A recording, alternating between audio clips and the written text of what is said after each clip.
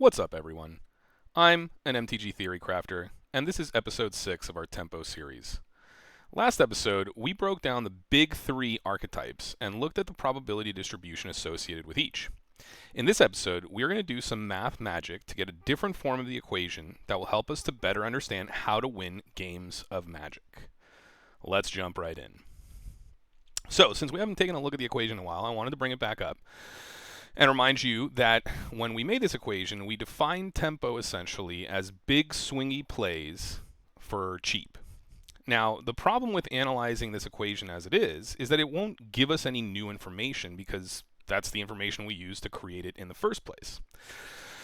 So what we have to do is what we can do is we can use the rules of algebra to kind of rearrange all of these terms, making sure we follow those rules, to get a new form of the equation that we can glean some information from. And so that's exactly what I did. Now, I'm not going to show how I did that in this video, though I will have an appendix video that I upload that you can take a look at, how I moved everything around. In any case, when you do that, you end up getting a different form of the equation with all the terms in different places. So let's analyze what each part is. This first part is actually dealing with your expected win turn, like when you win the game. And then this part of the equation is dealing with basically when your opponent wins the game or when you lose the game, right? On the bottom, this part of the equation deals with the mana costs of the spells that you're casting, while this part of the equation deals with the mana usage, the total mana used by you and your opponent. And just to remind you, since this is a fraction, remember, we want the top to be as high as possible to reflect big tempo plays, and the bottom to be as small as possible to reflect high tempo plays. In any case, what we're actually going to do is we're going to take a look at each of these parts separately. So we're going to start with the bottom part actually this time. So the bottom part, remember, is basically how much mana we're using, right? And what we have to remember about this bottom part is that at the end of the day, this is not the way that you win the game. This does not deal with expected win turns. It simply deals with mana usage. And so what that means is essentially any information that we glean from this part of the equation technically doesn't help us actually win the game. It actually, what it will do is it will produce an advantage that we can then use to win the game. And remember that basically gaining an advantage without actually winning is really just making it harder for your opponent to win the game. But it's not actually winning the game, so you still lose. It's just making it harder. They have more jumps and more hoops to jump through. So you really have to take that advantage and translate it into winning. That being said, let's look at how we can get advantage. So there were two parts to that fraction that we had. The first fraction that we're looking at here is the mana cost of your spell over the mana cost of your opponent's spell. And that gives us some pretty straightforward suggestions on how we can gain advantage here. We can either reduce the cost of our spells, and there are actually cards that do that directly, like Baral, Chief of Compliance, and Goblin War Chief. They literally say that instants and sorceries or goblin spells cost one mana less to cast. And so this is a way that you can start accumulating advantages. If everything costs less, everything is getting cheaper, you can play more spells that are hopefully affecting the board and your win turn. Now, the other thing we can do is we can tax our opponent's spells. And again, there are cards that do this directly, such as Thalia, Guardian of Thraben, and Thorn of Amethyst. Now, the big difference between these two here is that even though they have the same ability and the same effect, the Thorn is not a creature. And so technically, on its own, the Thorn of Amethyst is not actually ever going to win you a game of Magic. It is just simply going to provide you with a lot of advantage over the course of the game, assuming that you take advantage of its ability, right? Well, as Thalia will also give you that advantage, but it will also produce a clock with its power and toughness that can end the game. And so it's also a win condition. In any case, this stuff is actually pretty straightforward. This is the easiest part of the equation to describe. So let's keep pushing forward to the next part. The next part is probably my favorite part because it really talks about how you have to use mana and cards to gain an advantage. And so if you look at it, we look at the total mana your opponents used with compared to the total mana you used. And so there are two ways that you can actually affect this fraction. The first one is fairly straightforward by manipulating mana, right? So if you need to increase or decrease the amount of mana used, you can do that directly through spells like Stone Rain and Llanowar Elves, right? Stone Rain reduces the amount of mana your opponent can use by destroying their land, while Llanowar Elves increases the amount of mana that you can use by producing 1 mana every turn. Now, the other interesting, tricky way that you can affect this part of the equation is actually by the cards that you're using. And the reason for that is because this part of the equation talks about the total mana used. And so in order to use mana, you have to have mana to use, but you also have to have cards to use that mana. And so ways that you can affect that is you can affect your opponent's use of cards by discarding cards or sometimes preventing them from drawing cards, though discard is probably the most common way to do this. Or for yourself, you can make sure that you're always drawing more cards. And obviously Ancestral Recall is like the most classic example, and it's probably one of the most broken cards ever printed. But there are many effects that allow you to draw cards and, generally speaking, increase the probabilities that you're going to draw certain cards, whether that be through filtering or tutoring. Essentially, you want to be able to have cards in your hand that allow you to then use the mana that you have to play these cards. And so this is probably one of the most interesting slides, simply because it encompasses two major concepts of Magic, which is mana advantage, but also card advantage. So once we understand how to gain an advantage over opponent, we have to then understand how to win games of Magic, how to actually win games of Magic, which is what this whole top part of the equation deals with. And the first thing we want to analyze is the win conditions themselves. So there's 4 officially recognized ways of winning the game or making your opponent lose a game. And the first one is by attacking the life total. And you can do this 3 different ways. You can do it with creatures, you can do it with spells, and you can do it with abilities. And this is probably the fairest way of winning a game of Magic when we think of how we win, right? We attack with a bunch of creatures, maybe we'll deal some damage with some burn or something. Another way that we can win games of Magic is by making our opponent draw from an empty library. That's like a special win condition. Some people may know about this win condition through decks that look to win this way, which are called mill decks. But it's a very, how do I say this? Not a very common way of winning the game outside of the specific deck that is made to win in that way.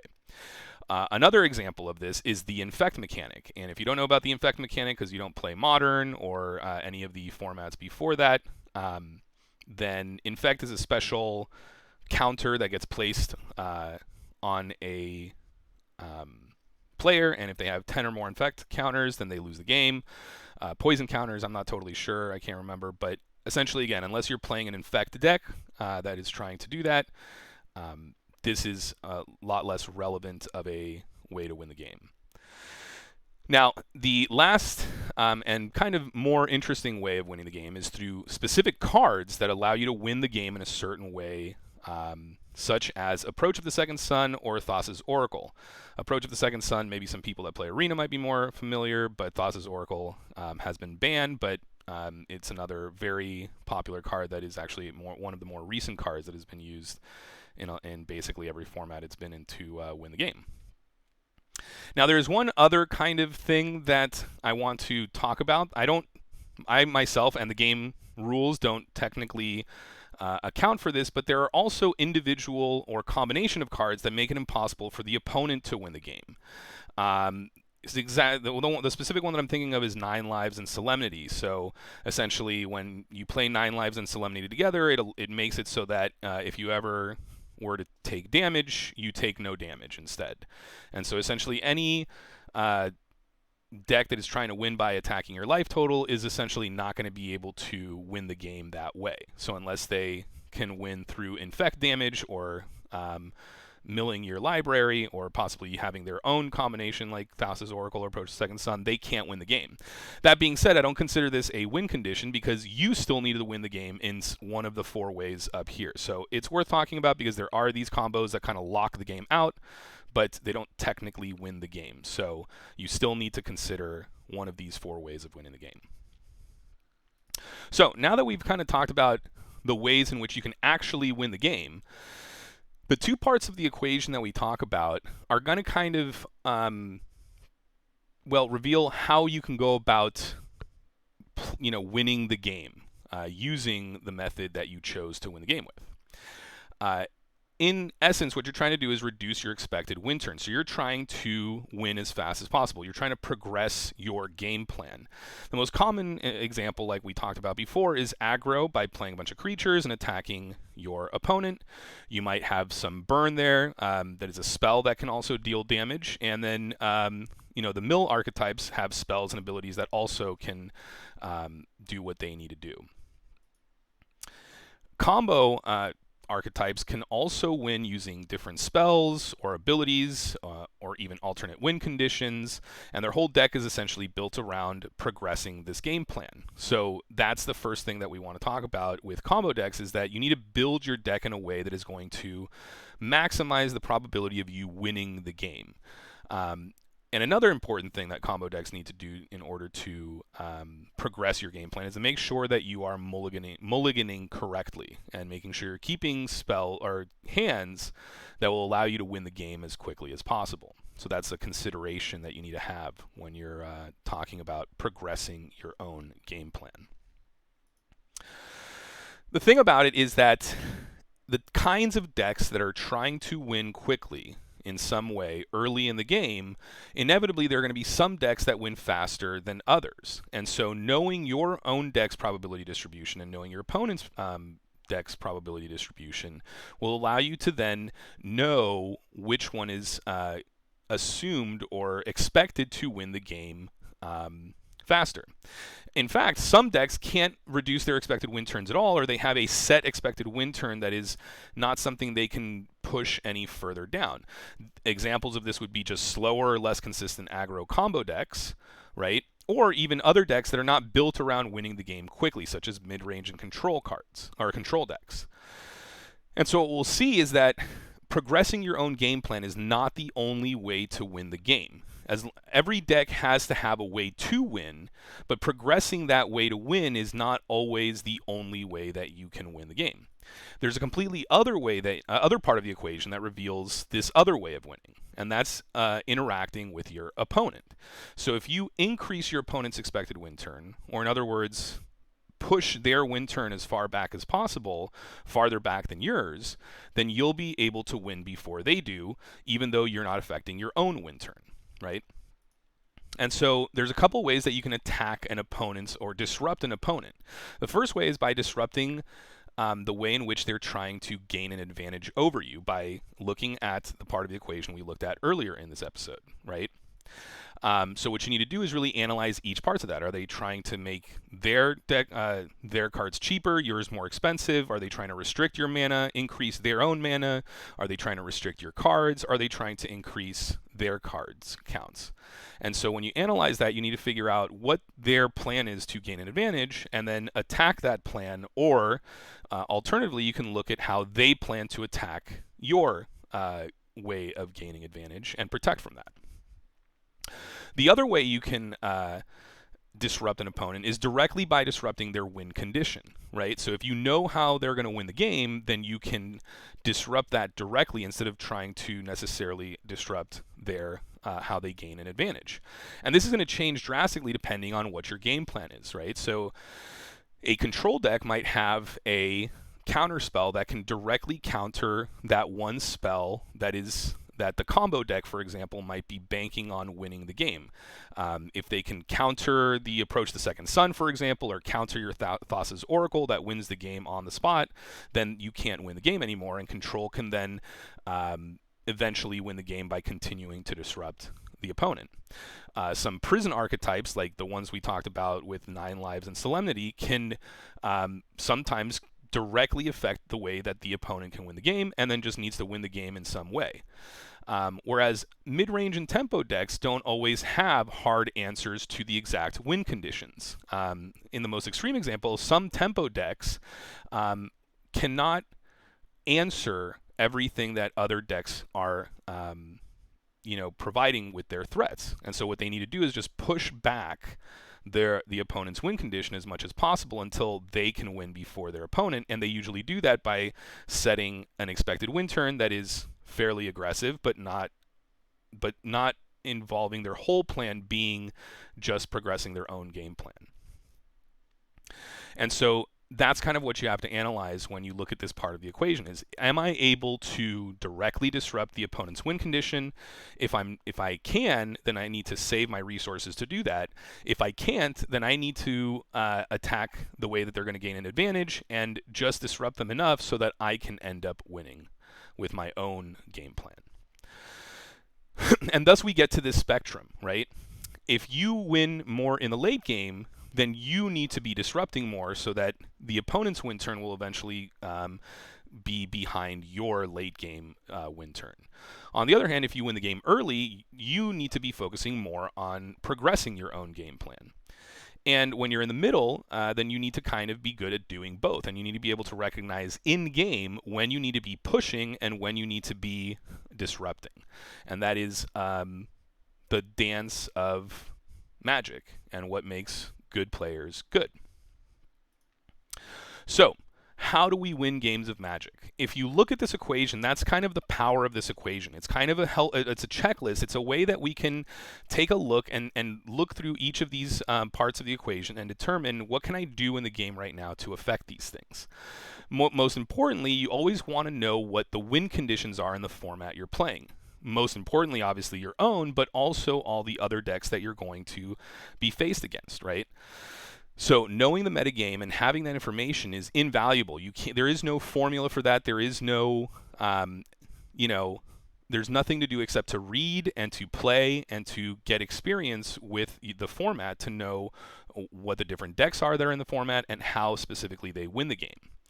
And again, once you know all that, then there are two ways to approach winning the game. You can either progress your own game plan if you think you'll be able to win the game before your opponent, or if you're not able to progress your own game plan to win before your opponent does, then you're going to have to disrupt your opponent's game plan so that you will end up winning before they can. And in doing these things, the way that'll make this a lot easier is by gaining an advantage with the cards that you're playing and the mana that you're using. And there's a bunch of ways you can do that. You can reduce the cost of your spells or tax your opponent's spells. Or more interestingly, you can find ways to restrict your opponent's mana, available mana, and the available cards they have. And likewise, you can also focus on increasing your own mana available and the cards that you have access to. So this is the power of this formula. And there's a lot of things that we can continue talking about in Magic, but what I have found really interesting about this formula, and specifically this form of the equation, is that most of the major concepts of Magic, if not all of them, can somehow be placed within one of the terms of this equation. And by analyzing that and really thinking about the game through the lens of this equation, I would imagine that we can come up with a lot more really cool conclusions. In any case, I hope that this was useful, and I thank you for listening. Have a great one.